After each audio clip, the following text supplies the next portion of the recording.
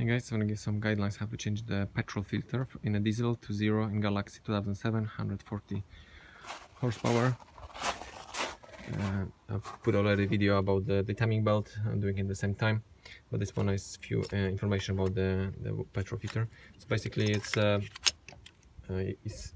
twisted, so you have to disconnect the cables first, unlike some Mondeos when you can keep the pipes connected while you take a filter off, because it's screwed. On this one I had to, at least in my situation, took it off, use the spanner number 27, as you can see, and then you basically